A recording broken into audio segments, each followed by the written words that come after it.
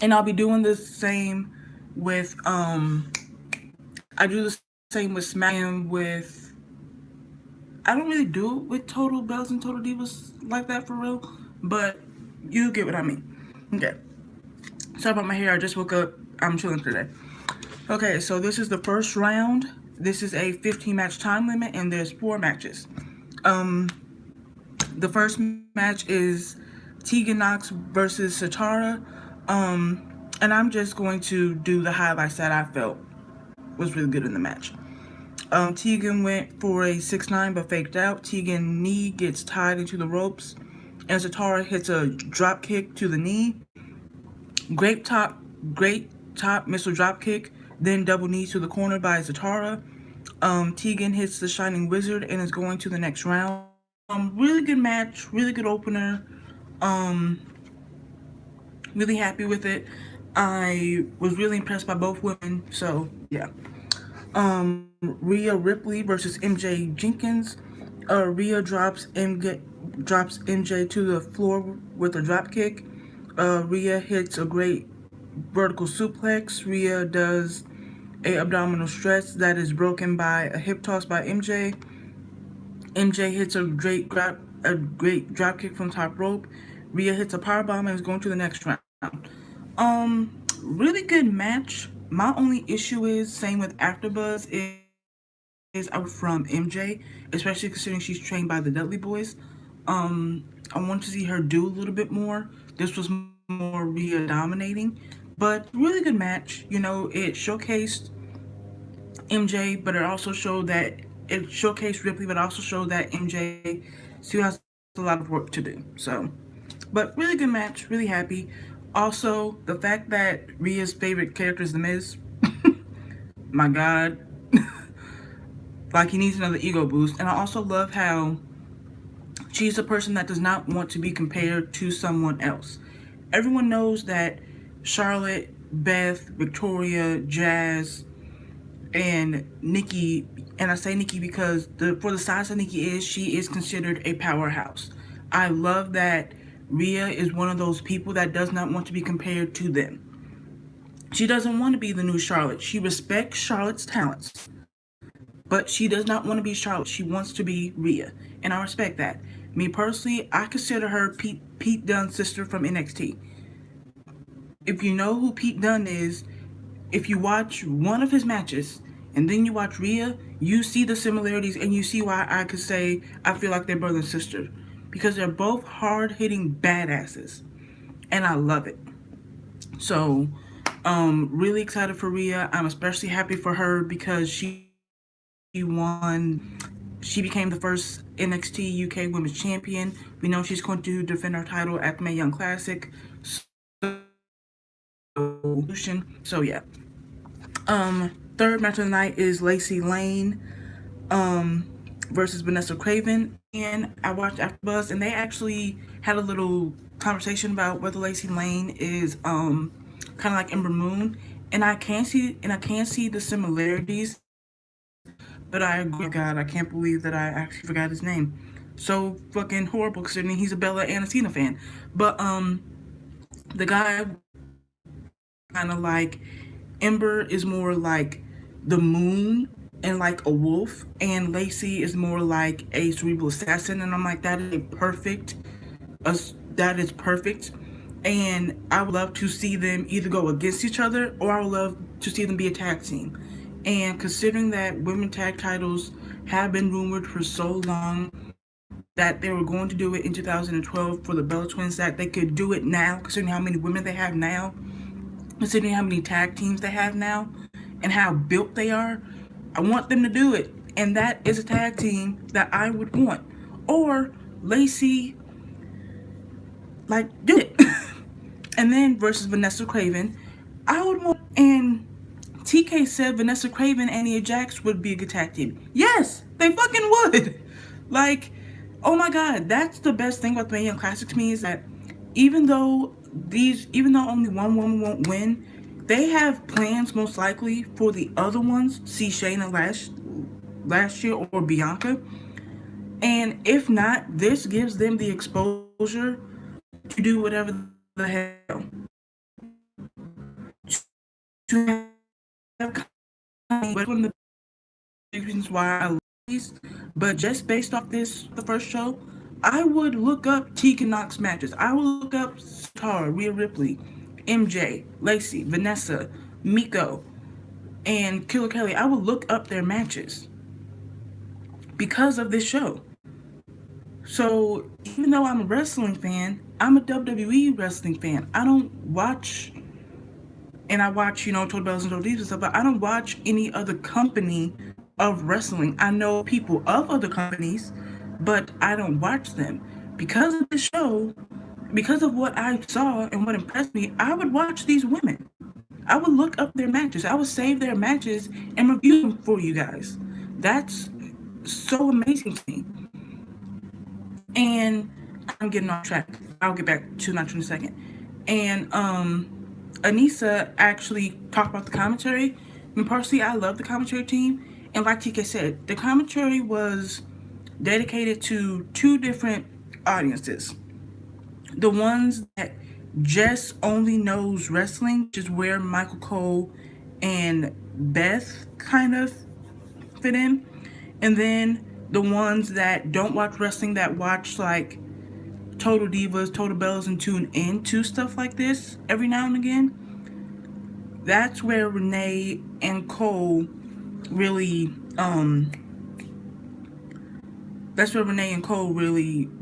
stuck to. So they targeted two audiences for the commentary, and for me it worked because I got to know who Tegan Knox was as a person, where she came from. Now I'm more interested in her, and I got to watch Zatara wrestle, and now I want to watch her matches. So, and that could very well happen with other people. So to me, the commentary was perfect. I definitely liked it better than last year, that's for sure. But Lacey Lane versus Vanessa Craven. She's called the Mountain. I could see fucking why, because holy shit. Like I said, her versus Nia Jax, fucking gold. From Lacey early on, Lacey gets caught from a crossbody on the outside and is dropped on the apron. Huge sidewalk slam by Vanessa. Lacey kicks out. Vanessa misses a corner cannonball. Lacey gets the crucifix and moves on. Really good match. This is definitely my second favorite match of the night, for sure. I feel like Lacey did really, really good with Vanessa, and I feel like with a little bit more tuning up, Vanessa will be amazing because she's already really, really good. But I feel like she will be amazing if she stays in WWE. So, final match of the night, Miko versus Killer Kelly. Very quick exchanges in the beginning. Kelly with a great head scissors, and Miko breaks it with a huge forearm. Big boot by Kelly, then goes for the springboard, but Miko gets out of it. Miko gets in a STF, but Kelly gets to the ropes. Kelly hits a great vertical suplex on Miko, especially for a chick her size. Like I said, I know that some people may not consider Nikki a powerhouse, but to me, she is a powerhouse because of her size. Like, you think about the fact that she pulls off moves that like Beth, Victoria, and Jazz did. You think about the fact that, like, for example, people know that Caitlyn is the powerhouse, right? But Caitlyn looks like a powerhouse. She looks like a Beth Phoenix, like an Natalia. Nikki doesn't. Nikki looks like a Eve or a Velvet Sky. But when she gets in the ring, she is very powerful. She can be technical, she could be submission, she could be high flyer, she could be whatever. So to me, Nikki is very powerhouse in her moveset, especially because of her size and the perception that people have of her. So, and I know, shameless Nikki plug, but I don't care. But yeah, and I'm saying that because Killer Kelly, in my opinion, would make a really good powerhouse. She said her inspiration was the Demon Kane. The Demon Kane is a fucking powerhouse. Killer Kelly, tonight reminded me of a little mini Kane. And I love that. So if she were to do more power moves and all that, I would be so sold on it. Like seriously. And I love powerhouses, so maybe that's why I love this match the most, because to me it reminded me of like Nikki versus Ember versus Asuka. Just power, just quickness, hardness. It just reminds me of that. So maybe that's why I love this so much. Cartwheel with a double edge to the spine on Miko. I mean, to the spine by Miko, which is basically her doing a cartwheel and then her hitting her with the side of her butt. Kelly has a dragon sleeper on Miko on the top rope, looked fucking vicious as shit. Fisherman suplex by Kelly. Death Valley Drive by Miko. Miko is going to the next round. Definitely my favorite match of the night, and in my opinion, the best match of the night. But I'm so excited for next week. Next week it is Deanna versus Priscilla Kelly. Z. I do not know how to say names, so please forgive me. Once I hear the name, right in the video, in the next video. Zeus, Zeus versus Ariel Monroe. Casey, Ladies Martinez versus Ashley Rain, who, if you don't know, is Madison Rain. And that is episode 2. So let me see here. So yeah, I'm really excited. I'm ready for next week, and also we also talked a little bit about All In. I have not watched the pay-per-view, the show. As I said, I didn't watch any. From what they said, it was a good show. So you guys that do watch indie wrestling, check out All In. Because of how they describe the women's match, I will look up the women's match, and I will probably review that at some point whenever I get the chance to. They also talked about Evolution, and it's going to be over 50 women. A few matches have already been announced. As I said, we already know the basis of the card. And TK brought up a good point where it's like you want the women from the Mae Young Classic to get the opportunity, but you don't want them to not be ready for it, and then they end up bombing or not doing as good. Like I said, every match on this show is not going to be a 5-star match. It's not. Because it's going to be different people, different matchups, different styles and levels of wrestling. Like Brie versus Maurice, like I said, Brie versus Maurice is not gonna be Becky versus Charlotte or Lita versus Mickey. It's not gonna be that. But if they train and if they practice, that match could be the best possible match it can be. Because I already know a lot of women of the Divas era is going to be on the show. Like, the Bellas are going to be there. I'm pretty sure the Bellas are going to be there. I know they're going to be wrestling, most likely. Michelle McCool's going to be there. So, and I know that they're going to want to be in matches. I know that they're going to want to show why they helped make this pay-per-view happen. And despite the fact that WWE didn't give them a lot of chances back then, they're going to show why they deserve those chances and why they helped you guys get these chances now, which I feel like is fair. I feel like the Trailblazers of the Women's Revolution deserve to show why they helped Trailblaze. Despite the fact that you may dislike them, despite the fact that you think that this is a pay-per-view only for the future, even though it's called Evolution and it's women from the then, now, and forever, but whatever. But yeah. Okay, I don't want them to put in women that they feel like is good but aren't going to deliver. Because like I said, all the matches are not going to be 5 stars. It just needs to be the best possible match. Like for me, I would not put Tegan Knox versus Atara on the card. I would, however, put Miko versus the card. See what I'm saying? It's like both really good matches. Miko versus Killer was just better. So don't put the best, I guess, don't think about 5-star matches. Think about the matches that are going to think about the matchups that you feel like are going to be the best, and then push them to their highest level. And what I mean by that is let them what I, like okay. What I mean by that is this. For example, Brie and Maurice.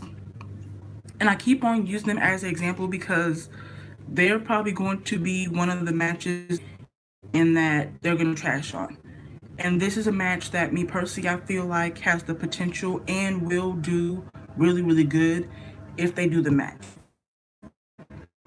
That match will be great if they channel what made them good in the ring. Maurice was a good in-ring worker because she stuck to her basics. She stuck to basic heel in-ring work. She was better Miz. Brie is not a female Brian, but if she makes what makes her in-ring work good and they play to their characters and their strengths, that match will be really, really good. That match will be the best post match that it can be. It won't be on the level of you know Natalia versus Charlotte, but it will definitely be probably the best match of either of their careers if they really want to show why women of the Divas era had happening right now. And I know that those two women especially want to show why they had a big part in what's happening right now. So because want to show what love, they're going to want to show what they're capable of and why they helped make this happen. So, okay, and I definitely agree with her, but I also don't think that it should just be 5-star classics either, because I feel like all the women of all the evolutions of all the periods should be represented, and I feel like they should all be given a chance to shine. So, but yeah, and also apparently it's gonna be like 4 to 5 hours. We don't know yet, but considering that it's over 50 women, considering the matches that have already been rumored and announced, I know these are gonna be some long matches. So I won't be surprised if it is a 5-hour show. But hey, this is the first of something. They needed to be started. They needed to be possible to get as many eyes on it, excuse me, as possible. So I understand why it would be long. 5 hours of men every week. I wouldn't mind doing one show of all women. So, but yeah. So that's my review for Mayhem Classic episode 1. I will be back for episode 2. I hopefully am going to do my women's rumors video either tomorrow or Saturday. And there's only a couple rumors that I really want to talk about. So look for that. And see you later. Bye.